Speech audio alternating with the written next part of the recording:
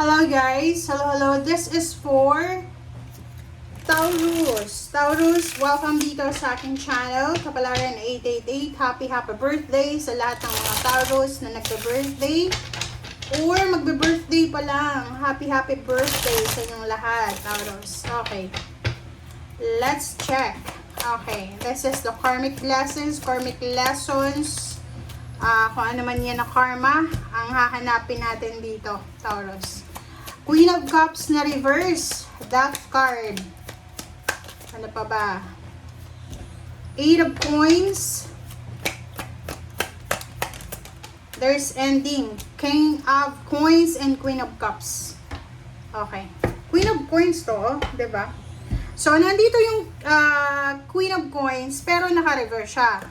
Merong 8 of Coins, merong King of Coins, and merong Queen of Cups. So, bakit naka-reverse yung Queen of Coins? Okay, reverse siya. Kasi dito sinasabi ng bara sa'yo na Taurus, medyo possessive ka sa usaping pera. Or sabihin na natin na siguro marami kang pinagdaanan na problema sa pera, or even now na nanonood ka, pwedeng meron kang mga utang or kailangan na expenses na bayaran, bills, parang ganon. So, nakikita ko sa'yo dito na sobra-sobra kang possessive. Okay? Sinasabi ng bara sa'yo dito na there's parang doon sa mga Taurus na nawala ng trabaho. Yung mga Taurus na nag-resign or pwedeng nawalan ka ng trabaho, na-terminate yung contract mo, or pwedeng na-lay off ka, sinasabi ng bara sa'yo dito, huwag kang masyadong mag-alala, huwag kang masyadong mag-panic kasi there's a new beginnings. May magsisimula sa buhay mo, may magta-transform sa buhay mo. Isang napaka-powerful movement ang posibleng darating sa'yo. Okay? So, in terms of money, kung nawalan ka, dito sinasabi na posibleng there's a training or there's a parang offering of new jobs, parang ganon, or may mga news about sa mga companies na magbubukas or mga available na source of income. Okay? So, tingnan mo dito. So, huwag ka dapat na mawala ng pag-asa. Okay? Huwag kang mawala ng pag-asa. And dito sa barahang to, sa dalawang to, King and Queen of Cups, this is your energy, which is earth signs. And this one is water sign, Pisces, Scorpion, Cancer. So, sinasabi ng bara sa'yo dito na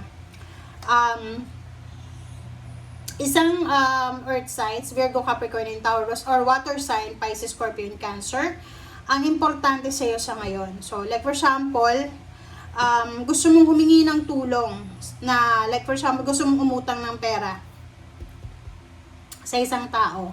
Or pwedeng gusto mong humingi ng assistance, support from someone na maraming pera. So, nakikita ko sa'yo dito na kinakailangan mo daw ng, like, halimbawa mag-reach out ka. Okay? Kailangan mag-reach out. Kasi kung may kailangan kang pera sa ngayon or may kailangan kayong suporta, make sure na kayo yung magre-reach out. Huwag kayong maghihintay. Okay? Kasi dito, sa Queen of Coins, sinasabi ng bara sa'yo dito na kailangan mong maging totoo.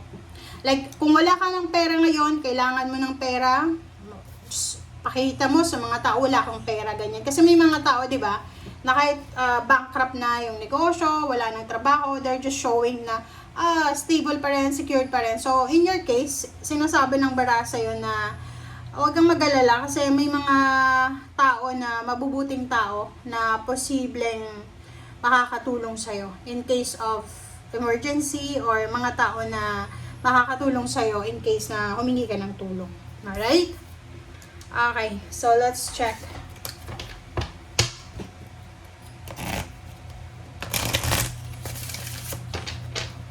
Okay, Taurus.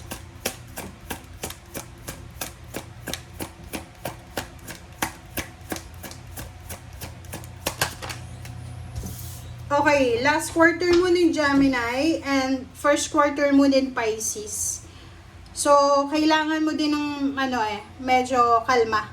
Okay? Kasi masyadong aggressive ka, which is understandable yun eh.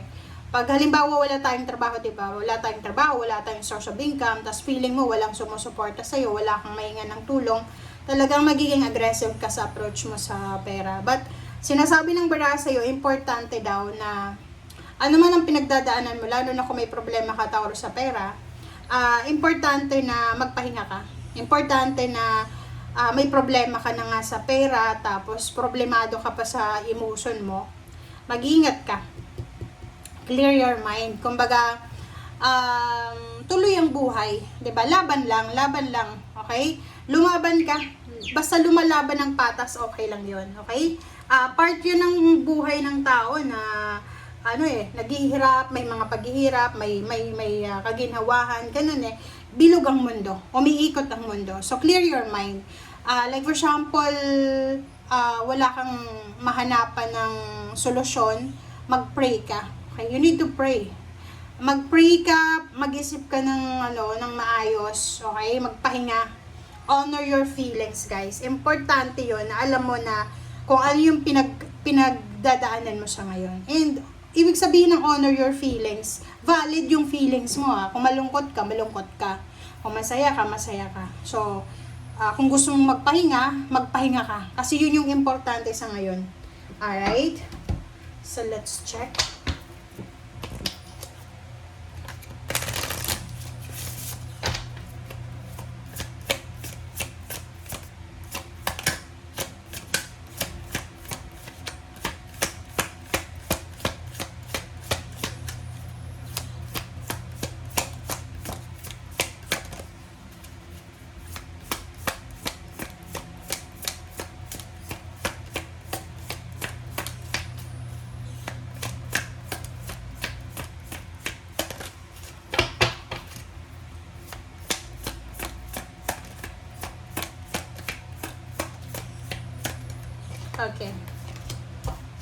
Okay, Jade, wellness. Importante yung kalusugan mo, Taurus.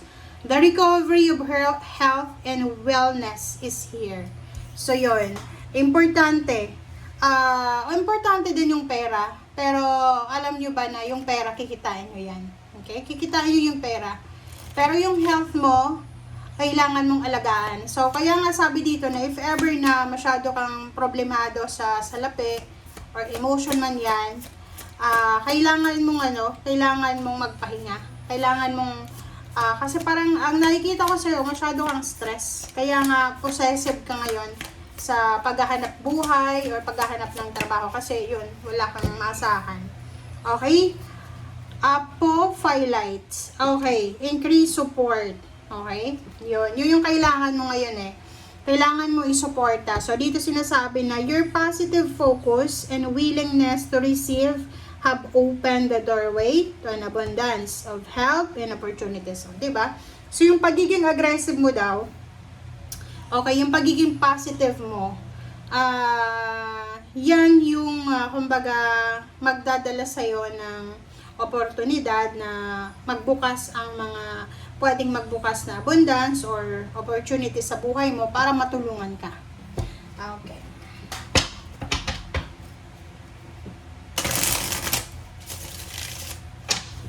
Taurus.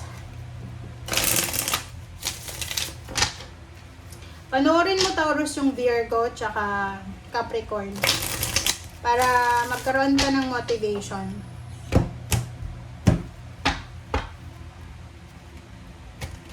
Apektado ka ba ng pag-alis ng Uranus sa sign mo na Taurus? Pupunta na kasi siya sa Gemini Pumunta na sa Gemini. So, medyo, kasi yung sign mo stability So, parang nakikita ko sa'yo dito, medyo unstable ka. Imbalance, unstable, parang gano'n. Dalawa yung death card mo. So, kung makikita mo dito, 9 of Pentacles and death card, sinasabi ng barahan na huwag kang mag-alala. Lahat ng pinagdadaanan mo ngayon, matatapos din yan. Kasi, etong 9 of Pentacles, sinasabi ng barahan na there's a new beginnings. May magsisimula, may natapos, pero may magsisimula. Magta-transform yung buhay financial mo, and at the same time, parang powerful siya na action na darating sa buhay mo. May mga wishes ka na posibleng matupad yan. So, be positive lang. Huwag mong i-give up kung ano man yung pangarap mo, di ba? So, yung pangarap mo daw is magkaroon ng financial balance, financial freedom, or financial prosperity.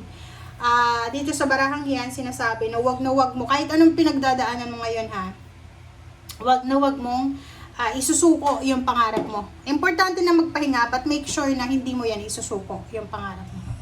Okay? Thank you guys. Bye!